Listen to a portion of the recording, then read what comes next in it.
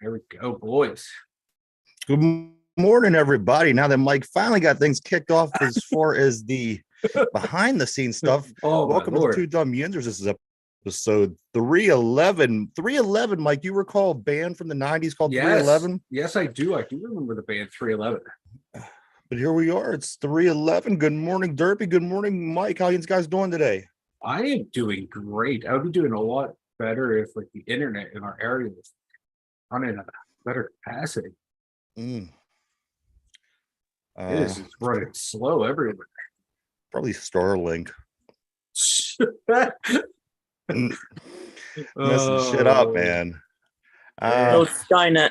No, Spynet. No, Yeah. Skynet Rather. Yeah, That's Skynet's taking over. Yeah. Good morning, everybody. Welcome back. We are on our summer schedule. Of course, we are doing half-hour shows. We're doing them 7 days a week, so every single day, Monday through Sunday. Tune in on 11:30 on YouTube, and you can check us out all week long. Derpy. Yes. Did you catch this Pirate game yesterday, or any wind of this Pirate game yesterday? I saw the final score. I can't watch the game. They had.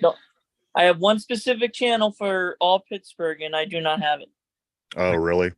On the package, so yeah. Dick Mountain was on the hill yesterday, and you know how I'm really on the edge with him. And to be honest, he only has thrown one bad game this season, and it was back at the beginning of the season. I think it was the second game of the year. But Dick Mountain, everybody, he threw. I mean, it was a quality start on top of a quality start. He had. Let me find out where Dick Mountain is here.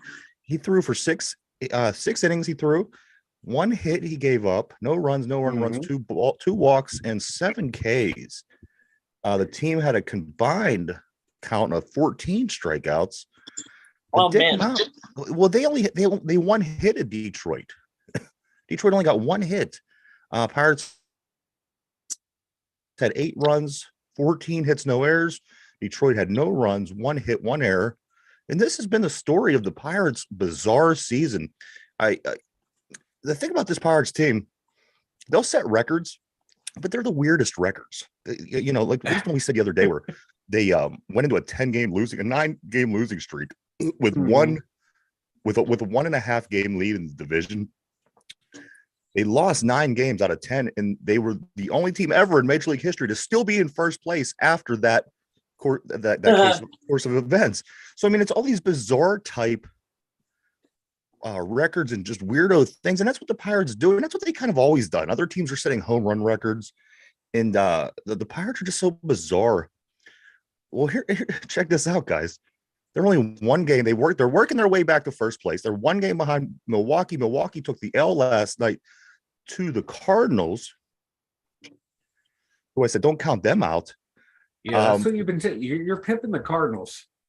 I'm pimping the Cardinals. Now, here's the big part of this. The Brewers go on to play Tampa Bay now. So, in theory, if Tampa Bay, for whatever reason, doesn't shit out, because I'm sure they will, because it's a situation that we need to happen. But if Tampa Bay continues to do what they've been doing all year, we should, in theory, be in decent shape. And we are playing Arizona, who's not the worst team in the league. They're not the best team in the league. They're middle of the pack. They have a decent record. But let's just say we could go and get a win or two out of Arizona at home and get a little help from these Tampa Bay Rays. We could be right back in first place, as crazy as that sounds. And I do want to make a comparison. If you did see this game yesterday, everybody, there was a play that was hit to first base by the Detroit Tigers. And it was Miggy Cabrera. He hits the ball down to first, and Dick Mountain rushes over to make the play at first. Now, if you would have seen Dick Mountain and 60-year-old Miggy Cabrera racing to first base, you may have seen memes all over Twitter. I seen one where there was 2 snails. Yep. It was a GIF, and they were they were moving really slow. And that's what it looked like, because on one hand you have 43-year-old Dick Mountain, then on the other hand, I don't know how old Miggy is, but he's been in the league for a long minute. For a long time. I tell you what, it wasn't the perfect description of how the Pirates are trying to make it the first place. You could basically take these two slugs trying to make it to first base and switch it over to the Pirates trying to make it the first place, because it is exactly what's happening. It's the perfect description. It's comparable to the Pirates. It was wild to me. Again, nothing surprised me with these Bucks. And you want to know what, Derpy? One more thing I got to say to you, Mr. Ooh.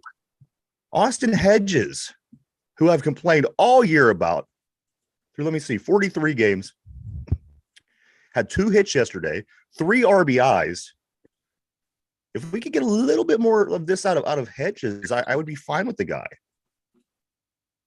And you were saying you were having some trouble up there with your team, and you'd like him back.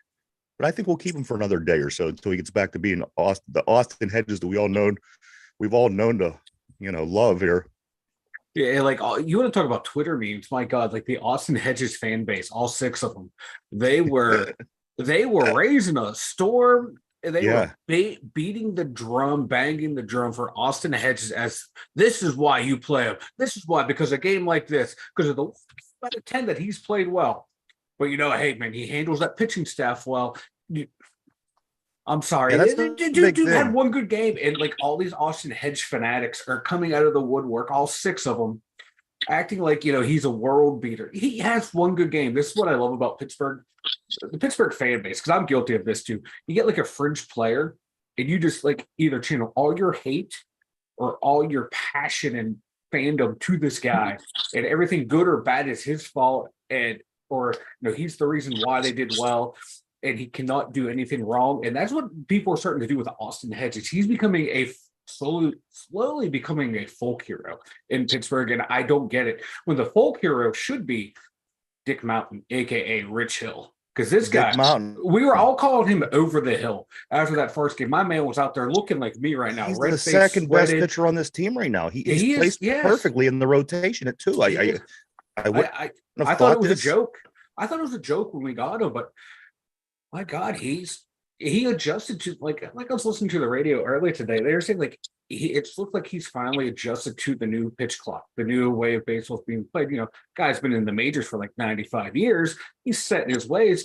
Now I know he's getting into a nice rhythm with this new pitch clock, and I'm liking Rich Hill now. I thought he was a joke when we signed him.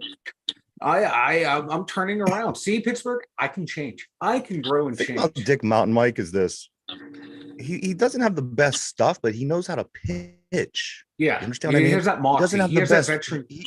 He doesn't have the best pitches, but he knows how to pitch, and that's what's getting him by. And he's a savvy veteran. And when they told us this when he was arriving at Pittsburgh, we laughed and we said, "Yeah, how savvy can this guy be? He's older than everybody." But here he is. He's figuring it out. He's messing the timing up on pitchers all game long. It's like facing a knuckleball pitcher, basically. And by time teams figure him out and what he's doing, you're already bringing in your reliever in the 6th inning, and he's coming back out gunning 97 miles an hour. So now it's the whole timing thing. So he's very disruptive in the sense that in the same sense that knuckleball pitchers are, but in another way, you don't want that knuckleball pitcher pitching, in big games all the time, because if they get exposed early, that ball leaves the yard, unlimited amount of times. You've seen this with knuckleball throwers.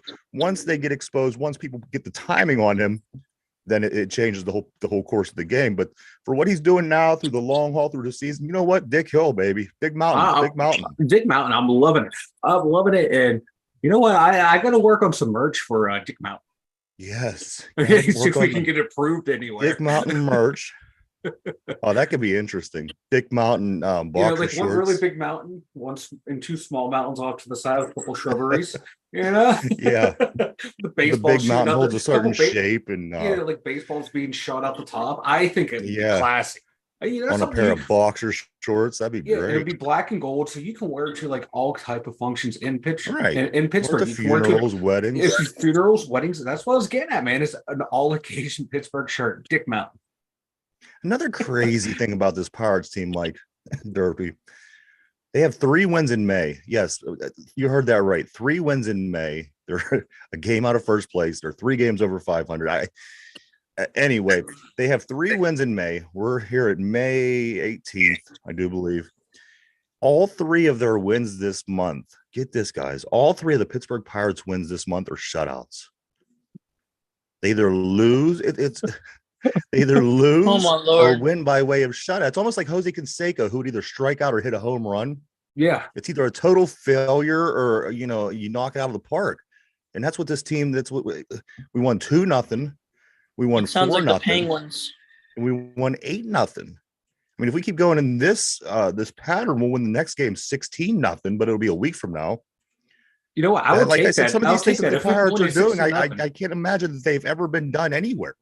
No, it's wild. This team is, like you said, you know, they're making records up as they go. They might Yeah. not be great records, but they're records nonetheless. They're making records that don't even exist. No, I do want to say, you want to talk about making records. Our two big money guys, Brian Hayes and Brian Reynolds. Big stacks, Brian Reynolds. A combined 3 for 10 yesterday. A combined 3 for 10. Well, Brian Reynolds was 3 for 5. You got to give him that. I give him that. He was 3 for 5, 2 runs scored. You know, his batting average has dipped down below 300. I'm not too happy about that. Slugging percentage is down, but you know, this not will when be you're nice. big stacks. You can't have that. You know, not if you're big stacks and Brian Hayes. You Yeah, may have the Hayes is sweetest. slumping. You He may have started the tough.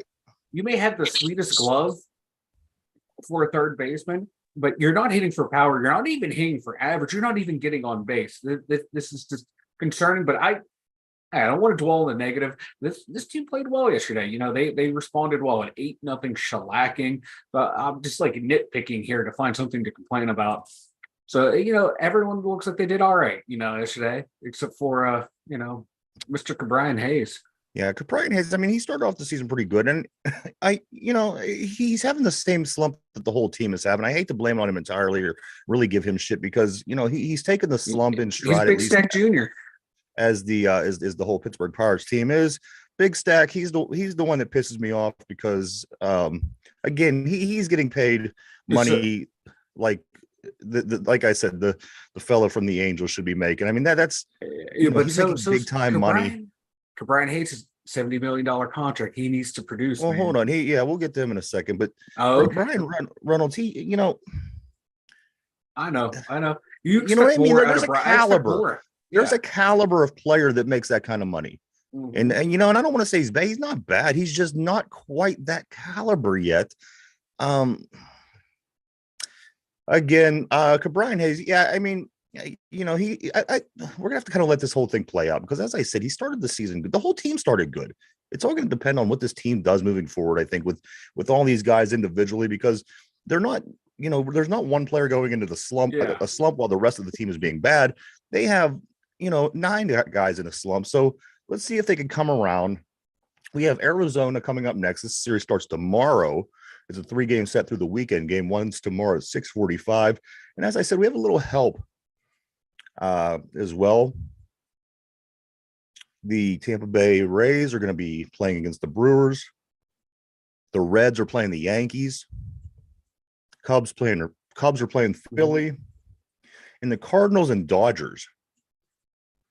And one interesting about the Cardinals, if you go down through the standings right now and look at the last 10 games played by all the teams in the National League, the Cardinals are tied with the Dodgers for 8-2. They're 8-2 in the last 10 games.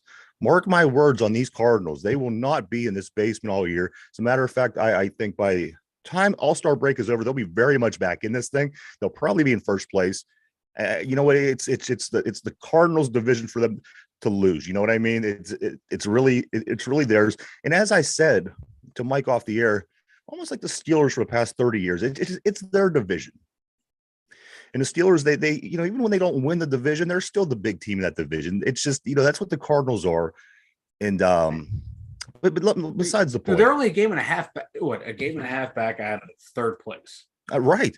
Because you got they're game and a half out of third place, and that would put them well, they're in last place by 6.5. Yeah, they're 6.5, but like the two teams in front of them are 5 games back. Right. So they catch them, and the way the Buccos are the way we keep playing, it's gonna take you know, St. Louis to get on a hot streak and the rest of the division to lose. But we saw like the entire division was losing at the same time. But like you just pointed out, man, they're 8-2 in their past 10. Nobody Eh, else in the NL is better. No. And as you said, the Reds and the Cubs, they are sitting 5 games out of first place. The Yeah. Cardinals sitting at 6.5. The Pirates only 1 game. But as this division is going, I mean, as we said the other day, we're only a little bit more than a quarter of the way through the season. You get to July, it's going to be the halfway point. You're going to be at the All-Star break. So this next 6 weeks, give or take, is going to tell a lot, I think, about this baseball season as far as the National League Central goes. I just can't imagine that what's going on in this division could last the whole entire first half of the season. If it does, let's just say we're in the situation that we're in right now with where the teams are in the division. We're at this point in at the All-Star break. I think it's anybody's game at that point. I really do. 2 things: I don't expect St. Louis to not be in the race, and 2, if we get to that point, we're coming out of the All-Star break and it's still a jumbled mess like this. I think it's anybody's division. I can see that. Like you said, man, like St. Louis, they find a way, but they haven't been good for the past couple of years. But they're still like that. Like you said, like the Steelers, like Michael Myers, they're always there. You look behind, they're always there. They can always do something. Yeah. So we'll find out.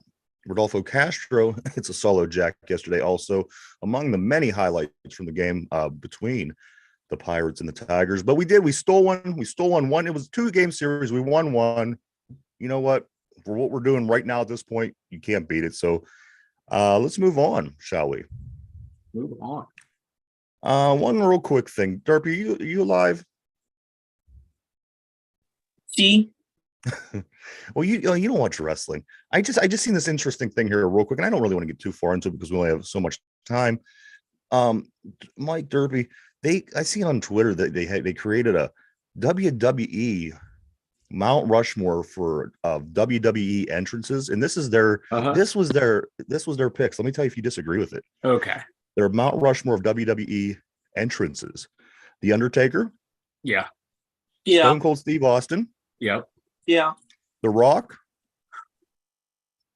Yeah. and Triple H. You know what? I agree. I do too. I can't think of anything there's none of them were amiss.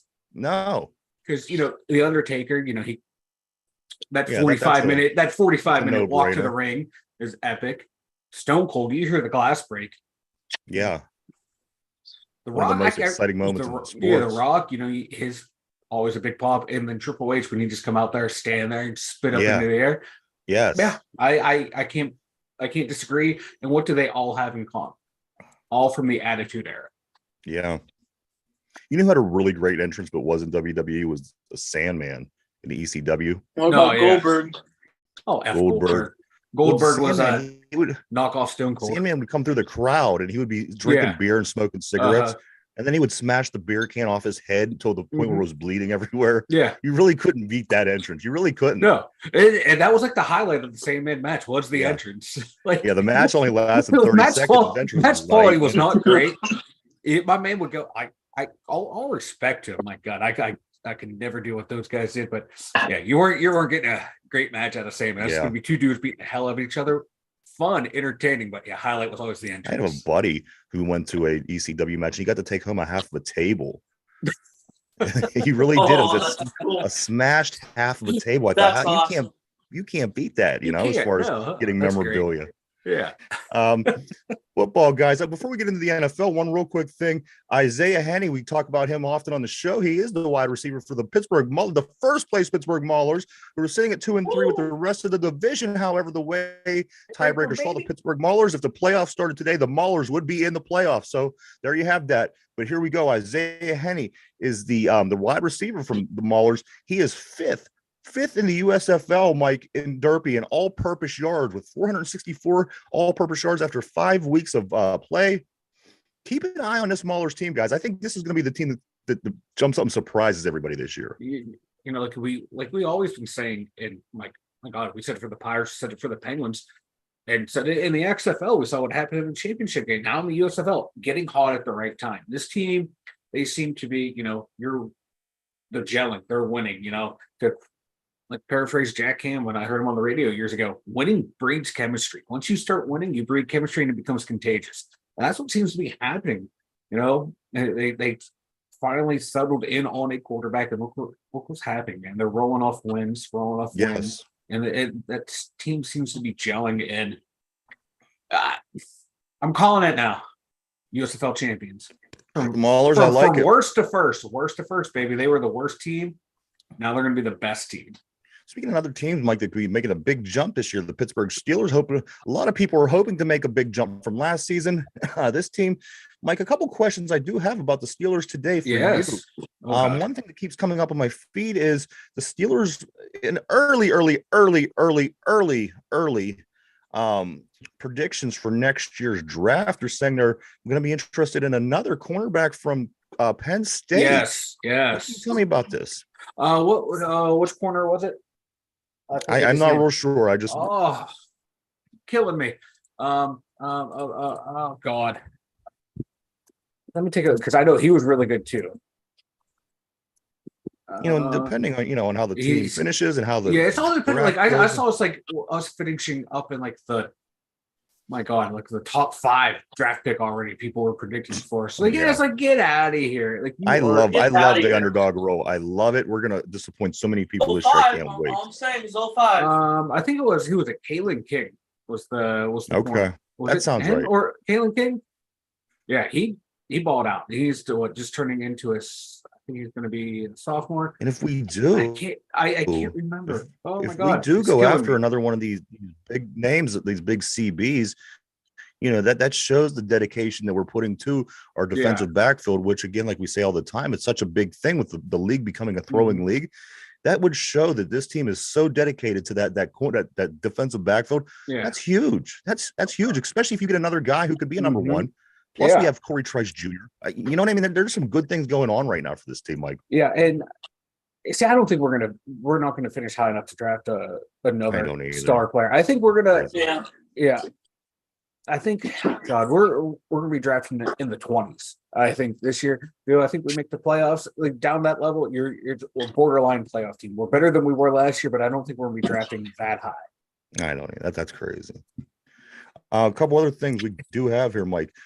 Jason Kelsey, tell me a little bit about the comment that Jason Kelsey made about one of our new free agency pickups. Yes, Isaac Samalu. Kelsey played against him or played next to him for years, and he said the Pittsburgh Steelers got a steal. He said they got one of the best guards in the NFL. He's thinking Isaac is a very underrated player, and he gave tip of the cap to the Steelers for grabbing this guy.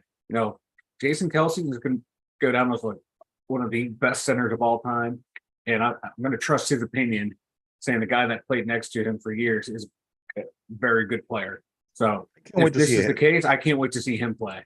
I can't wait to see a handful of players because, as you say, Jason Kelsey called him a steal. Also, in the draft, you hear the word steal being used for Darnell Washington. Also, from the draft, you hear the word steal being used for Corey Trice Jr. And these guys that end up being a steal, there are guys that end up being, somebody like Antonio Brown, where you're like, wow, this guy, we really lucked out. He was a steal. We got him in the 6th round or whatever. So I like when you hear that term, and we have that going on a lot of different levels. And I like that. I like that. I can't wait to see these guys play, especially these young kids, these rookies. Very excited.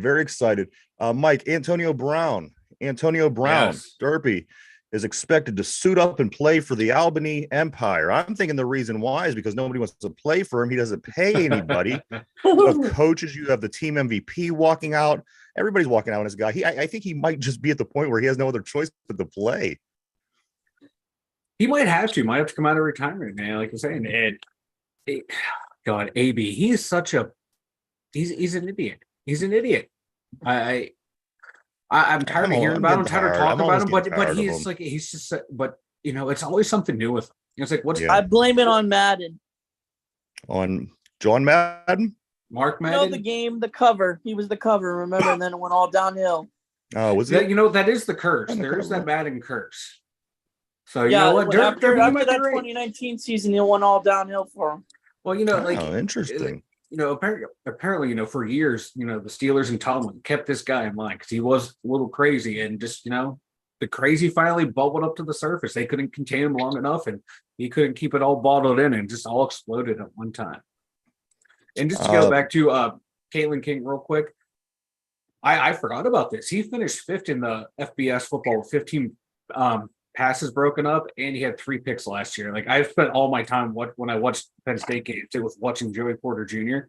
I knew he was linked to them. I forgot about Kalen King, and I wouldn't be mad right now as the early prediction of us picking him at. You know what it is? It sounds like a locked at 16 already. An attractive first round prediction. However, it's all ultimately going to come down to how the season goes. You know that we're going to see what we need at the end of the season, where we're struggling, if this losing. Kid wants to come out of the draft, you know how it all goes. I love me some mock drafts, but you know what I hate?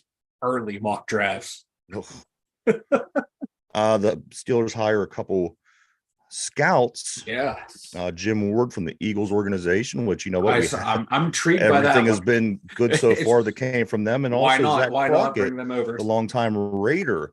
We brought him in for local scouts. So a couple new names to the organization.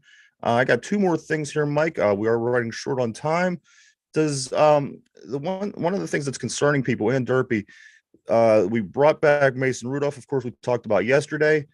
People are now coming out of the woodwork talking about maybe Mitch. Mitch might be the guy that's not going to be here come season. Is this anybody?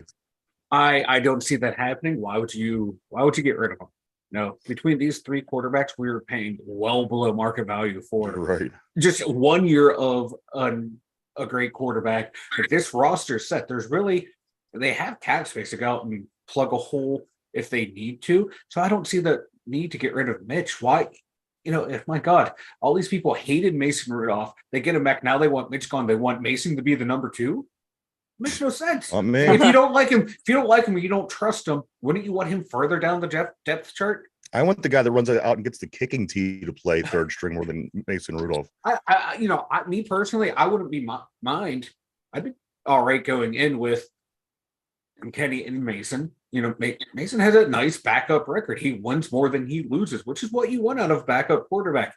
You don't want him in there for multiple weeks. So that's why he's not the starter. That's why he'd be a backup. But I'm loving our quarterback room from 1, 2, and 3. I think it's a great quarterback room. Don't mess with it if you don't have to. And then these numbers here. One more thing. Again, we are running short on time. Mike, I did bring this up to you. I'm going to bring it up to Derpy now. Check this out, Derpy. Steelers franchise record for most rushing yards in their first 3 seasons.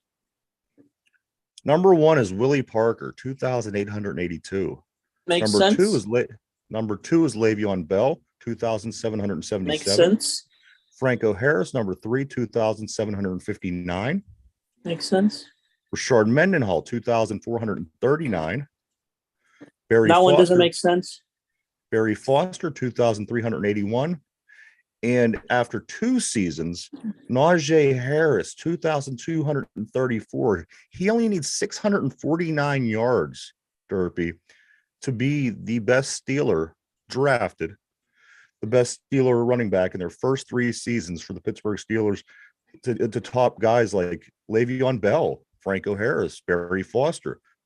And for the people that were saying that he doesn't look like he's an elite running back, the guy had a foot injury. He had a trash line. That is why line. We have no passing game for the past 2 seasons, and this guy's only 649 yards away from being the best Steeler in his first 3 years.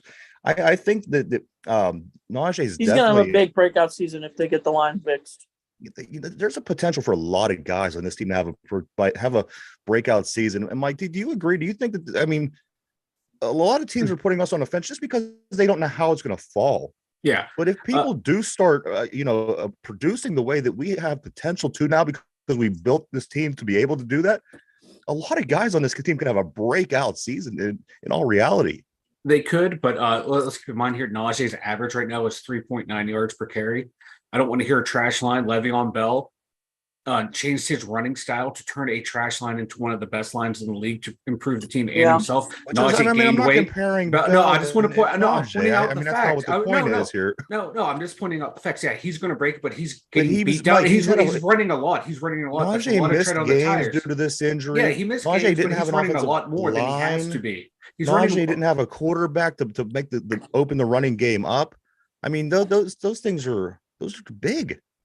Those are big, but what I'm saying is Le'Veon Bell adapted to the NFL in one way, Najee went the other way, and we're seeing the results. Yeah, he's 600 yards short, but that's a lot more carries than he needs to take. That's a lot more punishment. But About 17 weeks, you can get 600. Yeah, 17 games. He's playing more games to get than 600 these guys. yards. Yeah, he's going to get it, but that's nice. I and all, say but if he's you taking take more attempts. And I say if this you guy, take the last three- he's a first round pick. I say if you Like, take he the should 3 be up last there. games off, Yeah. he's still going to break the record to make it whatever. But I think Najee played less games anyway because he's been dealing with an injury. He missed a bunch of games. LaBelle had injuries too in his That's what I'm saying. year. So don't break it down to who missed games. But I'm going by yards per after carry. 3 seasons, when it's all said and done, Najee will be the best with skiller. a lot more carries than those other guys. That's It's taking fine. him a lot It doesn't more matter to if he do runs it. on his head. And he's a first round pick. This guy Fact of the matter is he's going to be the already. best. He should be up there already. He's the best No, by just he looking should, at obviously, one because I'm number. looking at the I can look at numbers, this numbers, and nobody else was at that point after 2 seasons. So that's incorrect. But But he's taking a lot more carries to do it. It's taking more effort for him to do it. and these More guys Because the also way they had use Ben him with a terrible line Roethlisberger. that can't block. These guys also whatsoever. had Ben Le'Veon Bell Roethlisberger changed to his open the running game style up. because he had a terrible line. He was a pounder, and he And he became the also most had patient Ben runner in the Roethlisberger NFL. to open the game up where you couldn't always focus on the run. Where teams the last 2 We seasons had they the knew most that we were going to be pro-ready- running the ball We a had the lot. most pro-ready rookie quarterback in the NFL. We had See, that's everyone crazy. slobbing You the made that snub. up. I've No, looked I that did up so not. many times. I can't find that anywhere. In Nobody his said scouting that. You reports, make these everyone, things up just to ESPN, get the. Fox. No, this is what he said. People called him the Who most said pro-ready this? quarterback. So you should have. Wait. Stop. You should have had So more now, yards. everybody, the gibberish Who fight said hour. this? Who said this? Scouting experts on ESPN, on Fox, on NFL Network, everywhere you go. Well, we in he's Pittsburgh. most pro-ready. I He's never most said pro-ready. that. He's Not most once have pro-ready. I ever said that in Pittsburgh. Did I say you? No, I'm saying. So the Talent national Evaluators called people, him the best. The people call Okay, him the the most national pro-ready. people. There you go. But no, Put that all in I'm saying is like consideration. Najee he's a first round draft pick. He's been an average running back. He hasn't been a superstar. No, Mike, he's only 649 He yards was from a being the superstar best with Pittsburgh Ben. Steeler ever. Yeah, a lot of people Crazy. were superstars with Ben. Now that Ben's gone, they're not superstars. Exactly. That's a little concerning. That's concerning. And Ben opened up the game so much. Like I said, the past 2 seasons, you knew the running game was coming. You knew it. You prepared for it. You were going to stop it. That's going to make the running back run more, get less yards. It all plays out. Great ones make it work. Well, this great one here's Barry about to Sanders pass had one of everybody the else worst up after lines. 3 seasons. So you're going to see that Barry he is Sanders had going one to be of the worst greats. lines in NFL history and made it work every game. Who did? Barry Sanders. See, this one you pick the most freakish. Of course, it's Barry Sanders. You can't even make that argument.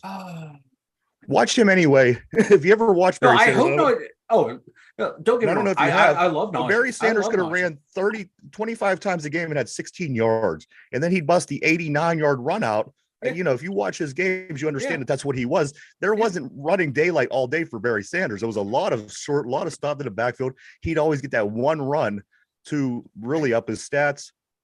That's what they did a lot. Guys, we do have to move on.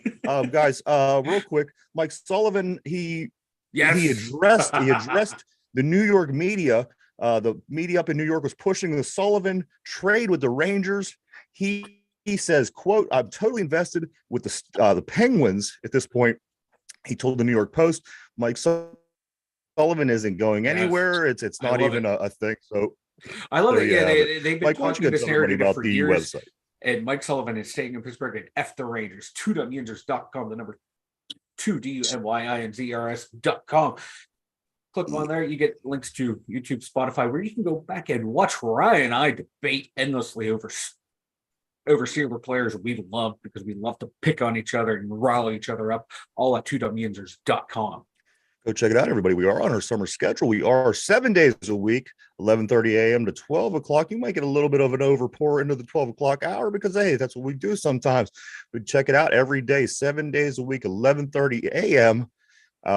And all the shows that we do will be uploaded that day at 8 o'clock over on Spotify in podcast form if you just want to listen to or only have the chance to listen to. So at 8 o'clock, this show will be up on Spotify. Check it out, guys. I have time for one trivia. You guys down? I am down. All right, trivia of the day. Derpy, are you alive? Maybe. All right, here we go. This is an Arizona Diamondbacks trivia because this is who the Steelers will be playing next, starting tomorrow at 6:45. Did you just say the Steelers? Here we go. In 2001 World Series, the Diamondbacks were in. How old was the youngest player in the Diamondbacks starting lineup? Ooh. Let me make this a little clearer for you. In 2001, the Diamondbacks played in the World Series. How old was the youngest player in the starting lineup? Now, let me tell you this. I'm going to give you a hint first. This was the oldest team per player in World Series history. Take a moment to think about that. We'll get your answers here in a second. While the guys do that, we just want to say, check out our Penguins. We have 7 players and prospects participating in the IIHF Championship. Check out Nick Bonino, Casey DeSmith, your favorite Pittsburgh Penguins in the IIHF Championship. All right, here we go, guys. The question of the day is, in 2001 World Series, the Diamondbacks were the oldest team by player age. Now, I'm looking for how old was the youngest player in the Diamondbacks starting lineup. I'm going to start with Mike. 27.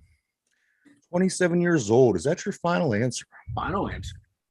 All right, I'm going to lock Mike into place here. Derpy. In 2001, in the World Series, I'm looking for the youngest player in the Arizona Diamondbacks starting lineup. Again, this is the oldest team per player age in World Series history. What do you think? Well, today I'm not going to go with Mike's answer. I'm going to one-up him and go 28. 28 years old. And is that your final answer? Yes. All right. So there you have it. The guys are locked in. One more time.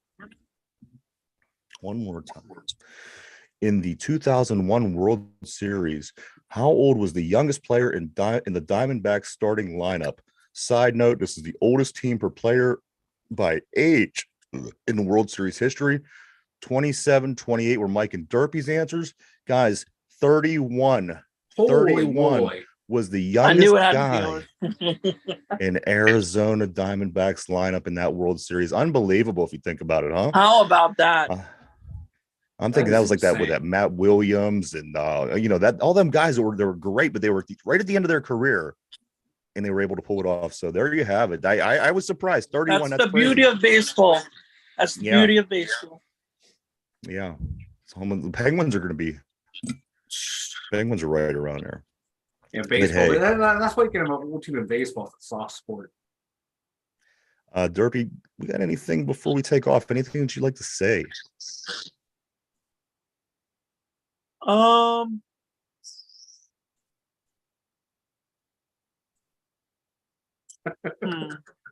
blanking here. All right, I'll come back to you. Relax. Don't hurt yourself. Mike, anything before we take off? Let's go Najee. I love you. I love Najee. I'm ready for some. I'm ready for. I can't wait. He's gonna break. He's gonna break it by week 4. Holy moly! Yeah. All right, Derby, back to you. Kenny Pickett's better than Saquon Barkley. Oh, he always has to do this. All right. Anyway, we'll there we go. There we go.